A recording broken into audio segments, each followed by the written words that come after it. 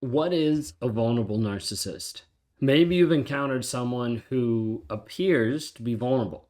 And you're like, this seems like a great thing, but it still seems to possess narcissistic traits. You're like, this doesn't feel right. Maybe you're curious about the dynamic of the vulnerable narcissist and how to identify them.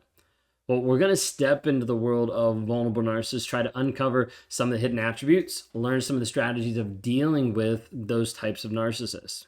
If you guys are new here, my name is Ben Taylor. I'm a self-aware narcissist on this channel to provide awareness about narcissistic abuse. I'm a person who has done a lot of these things that we talk about here and trying to give personal examples of sharing my story and how I actually see these things now and how I've been working on changing and developing and also helping people break free from the toxicity that they're in. This whole aspect of narcissistic abuse is real and is dangerous and it destroys lives. It destroyed multiple lives, careers, relationships in the past because of how I've acted, because of how I've shown up. So when we talk about this aspect of a vulnerable narcissist, it's hard for people sometimes to be able to spot them. It's hard for people to sometimes be able to see what's actually going on. What I want to show and highlight you today is vulnerable narcissist is the same as all the other narcissists. There's just different nuances. Same thing with a covert, same thing with a communal, same thing with different types of narcissists that are out there. A lot of the attributes are very, very similar. So you might hear a couple things that resonate and you might hear a couple things that are like, okay, yeah, that's a narcissist. But when we talk about it, I want you to try to pick up on the small nuances. And let me know in the comments below if you have more questions about it or if there's different pieces you're like, hey, that matches up, that doesn't. So when we talk about this aspect of vulnerable narcissist, we need to be able to define it. It defines very similarly to narcissism as a whole because it is a subset of narcissism. It's not a brand new piece or anything like that. Inside the DSM-5, you've got 4 different aspects that are under your cluster B. You have antisocial, histrionic, borderline, and narcissistic personality disorder. There's not subsets inside of the DSM-5. It's not a thing that's official. It's not a thing that someone has scripted out and said, hey, this is all it is. A lot of it has been conjecture from other people that have been in the field, that have studied it, that have written books on different pieces about different aspects of the subtypes. But all that to say, there's not an official DSM-5 ruling on there being a vulnerable narcissist. Okay, so with vulnerable narcissists, you have it as being a subcategory of narcissistic abuse. Okay, and with this, oftentimes it looks as like a fragile or like insecure demeanor.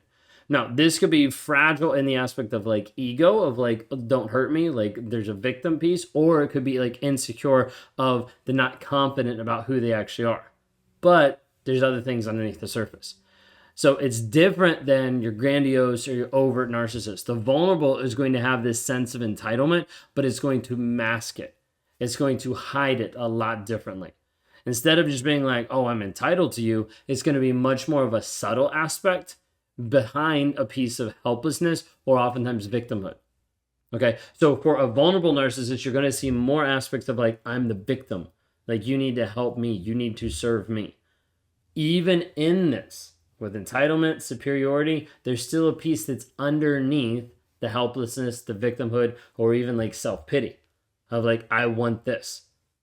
Just a couple days ago, I went through something and wife was like, it's okay, you got it. And I'm like, aren't you going to give me a little bit of self-pity in the moment? She was like, no. She's like, maybe the old me would have, but the new me doesn't. Like, I'm not going to give you that space. And I'm like, crap. You know, but that's like the idea of like, okay, I want to be the victim. I want to look like, oh, like, hey, I need pity because I'm going through this or because I'm struggling with this. Okay. This idea of pity attached with entitlement is like, I'm entitled to your pity. I'm entitled to something that I need from you. You see how that works? Okay. The combination of like vulnerability and narcissistic tendencies creates this unique challenge of like, how do you actually figure them out? How do you actually find them? How do you actually identify that this person is a narcissist or that this person has these traits or these tendencies? Think of it this way, like think of it of having, you might work with a coworker who constantly seeks sympathy, okay? Constantly is seeking that validation or that attention for their personal struggles, like the things that they're going through. And oftentimes they'll start to give this flavor of like, I'm the victim here. I'm the victim in this situation. I'm the victim in this situation. And over you start to realize like, hey, you're the victim in like everything that's going on. versus them actually taking back their power, growing, changing, developing. And so in this aspect, they're using vulnerability to manipulate, to try to manipulate your emotions, to try to manipulate you to give them special treatment or unwarranted support. All the time concealing underlying narcissistic traits of like, I'm entitled to you, this is what I want, this is what I need, but I'm a victim. How many of you with the narcissist that has been in your life have seen that person show up as a victim? Like, I'm a victim, don't leave me. Like, I'm a victim, please help me. Like, I'm a victim of your abuse, and it gets turned all back around. Okay, when we talk about narcissistic abuse, when we talk about the vulnerable narcissist and attributes that are actually going on there, there's a couple distinct differences. We kind of touched on a little bit with like victim and like self-pity, so hopefully those ring a bell as well. But there's also different pieces that differentiate them from different subtypes. Okay, now we talk about often explaining excessive self-absorption, constant need for validation, admiration, a lack of empathy, a tendency to exploit others and exploit others' sympathy. All of those can be a little bit of like both. You're like, that sounds a lot just like a regular narcissist, 100%. But then the manipulation tactics involves moving to the next section. Okay, this could be like guilt tripping you, making you feel bad for something that they did, making you feel bad for something you did, of like, how could you do this to me? Again, it comes back to playing the victim, acting like it is not their fault, but they are a victim of their circumstances. You will see this play out in many ways and many roles, even in the aspect of cheating. I'm a victim to my own cheating because of a sex addiction. I'm a victim to my own cheating because you didn't give me the sex I wanted, so I couldn't help myself. I just had to do it. So there's so many levels to this that a lot of times narcissists will try to manipulate and confuse the situation by playing as a victim, by guilt tripping you for something that they did or something that you did that automatically caused them to be abusive. It has to go back onto always being someone else's fault. Now, this could even get to the place of like using you almost like as a mother figure, of like getting an emotional caretaker. Okay, like let me have people around me that's going to take care of me because I'm entitled to that. I expect that attention. I expect that validation. But it's hard because people normally don't look at this and being like, oh, that's narcissistic, right? Like they look at it and be like, well, he's not the abusive asshole in the middle of the room yelling and screaming at everybody, so he must not be a narcissist. And at the end of the day, they come in all shapes and sizes, all different attributes. Think of a friend who's seeking validation and attention by not just like, oh, look at me, but by recounting all of the emotional struggles. Like all of the things in their life, victimhood, right? All of the things in their life, and it makes it challenging for others to be able to address their own needs. Like you might come to the table with a friend, you're like, hey, I'm really struggling with something. And they're like, oh yeah, I know, I'm struggling so bad. Like you should hear this, blah, blah, blah. And all of a sudden, all they're doing is talking about themselves. And you're like, I came with the problem. I normally don't come with the problem, but now when I have a problem, no one seems to listen. Okay, manipulating conversations to revolve around the narcissist, to revolve around their own feelings, their own needs, and subtly still keeping the focus on themselves. How many of you can attest to this? Of like, you're in a conversation with the narcissist and it seems like they just take over.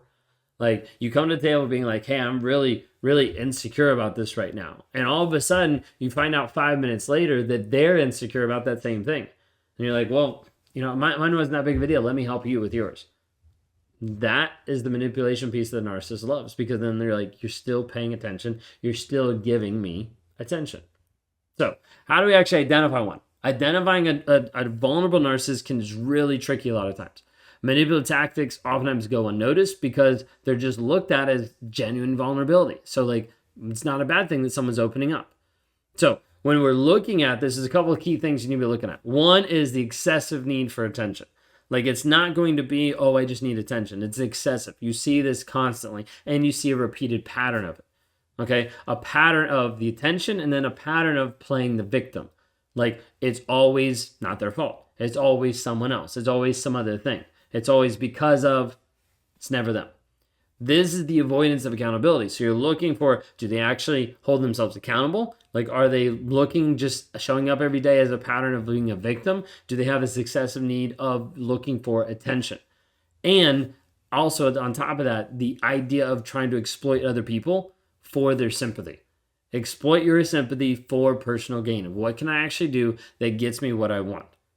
Okay. Recognizing these red flags can help you establish better boundaries. So, like, this is what I need to do. I need to set up this boundary here because otherwise, this person is going to continue to manipulate me. Okay. Think of it this way. Maybe your partner frequently seeks reassurance, demands constant attention or emotional support, and displays themselves as being misunderstood or mistreated by others. This might be one of the people that can't hold a job because they're always a victim of the job. Like, they're always looking for a handout from you because they're like, hey, I can't make this work. I can't figure this out. They're using vulnerabilities to provoke sympathy and maintain control at the same time. This still creates an imbalance of power. This still is like, I'm still more powerful than you because I'm controlling you by leveraging your sympathy. So, what do we actually do? How do we start dealing with a vulnerable narcissist? Well, the first and foremost things that applies to all of them, but especially in this case, is having clear boundaries. Clear boundaries, so you actually know where you are, where you're going, what's right, what's wrong.